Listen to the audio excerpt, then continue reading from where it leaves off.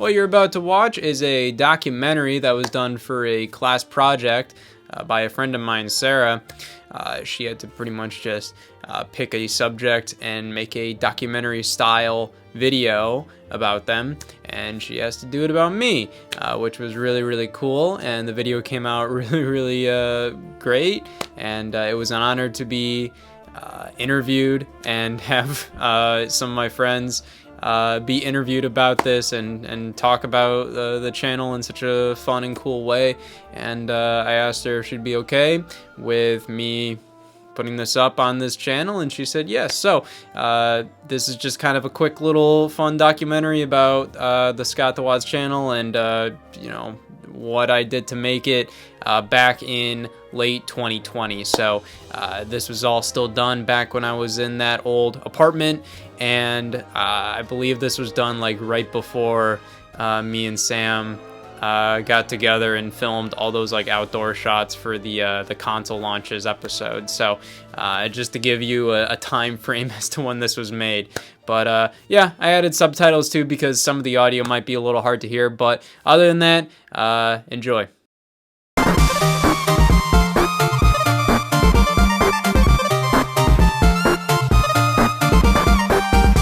Hey y'all, Scott here. Hey y'all, Scott here. Hey y'all, Scott here. Hey y'all. Hey y'all, Scott here. I'm Joe Robertson.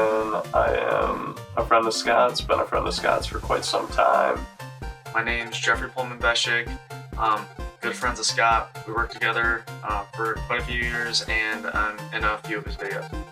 Hi, my name is Scott Wozniak. I run the YouTube channel Scott the Woz. It uploads every single week as a show, Scott the Woz, which is a comedic video game variety show, where every single week kind of focuses on a new topic within the video game industry. Very personality driven, it's very comedy driven, but I've been doing that ever since early 2017. That was the first episode of that show.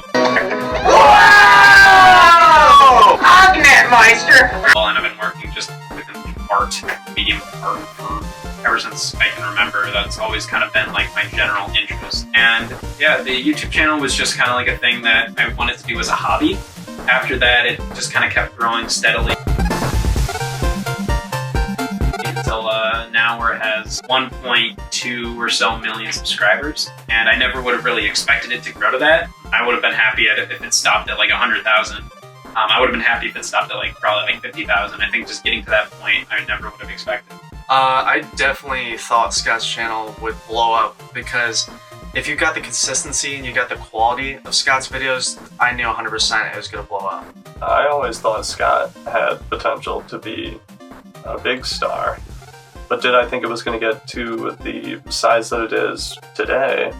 Probably not. It's a really big channel. The views he gets are huge, and stuff that you just don't imagine your friend doing. So I'm extremely proud of him and all that he's done and how he's gotten so far.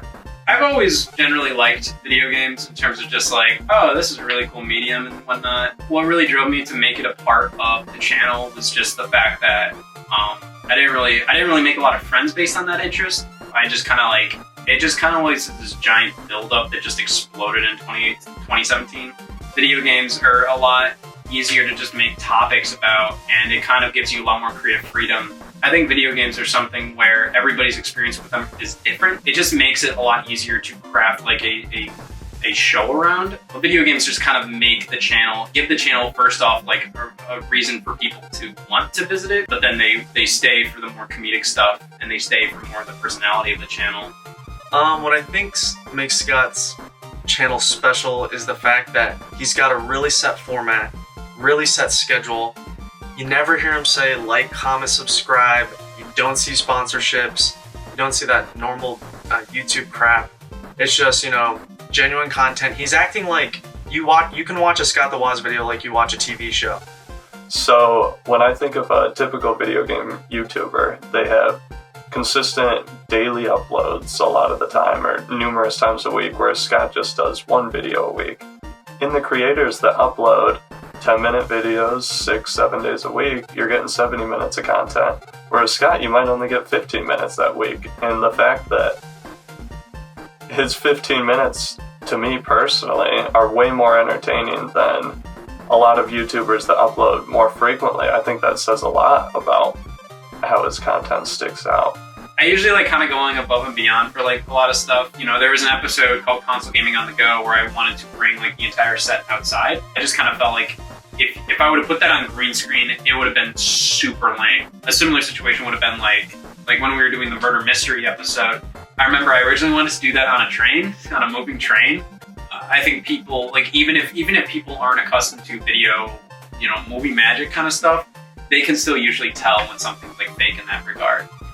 But you know, I've gone to like Kellogg's because I wanted to film like a scene where there was a joke in a video, and I walked into like their lobby and I was like, "Can I film here?" And they said no, and I walked out. And so I had to find a Kellogg sign, and I filmed that for about 2 minutes, and then I went home. So that was about 4 hours of driving. When the chaperone just cracked a laptop over his knee, or when we had like a beer explode in the Elfinore JavaScript video. You know, like I want those to be like big moments, and I'm really willing to like keep doing them until like we get like that perfect shot. And it's like in situations where like I didn't have to do that, but I do feel like, oh, the audience won't see this. You know, the audience won't care. If you can fool yourself and you can look at that yourself and go like, oh, that's impressive, or oh, that's crazy. I think that really does matter, and I think that really does kind of translate. If you're impressed, then I think the audience will be even like that much more impressed. So Scott in the future, he has a lot of opportunities with his fame, and he has a lot of motivation. And the fact that Scott can make some of the super less interesting stuff, like Wii Sports, if he can make that interesting, I really don't know if he's ever going to run out of ideas.